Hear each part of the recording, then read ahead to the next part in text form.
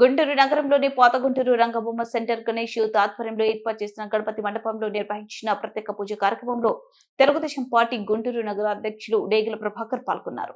అనంతరం గణేష్ యూత్ ఆధ్వర్యంలో ఏర్పాటు చేసిన అన్నదాన కార్యక్రమాన్ని డేగల ప్రభాకర్, జనసేన నాయకులు బోనబోయిన శ్రీనివాస్, డిప్యూటీ మేయర్ షేక్ సాజిల్ ప్రారంభించారు. ఈ సందర్భంగా డేగల ప్రభాకర్ మాట్లాడుతూ నవరాత్రి ఉత్సవాలకు ప్రతి ఒక్కరూ కుల మతాలకు అతీతంగా స్నేహపూర్వకంగా జరుపుకోవాలని సూచించారు.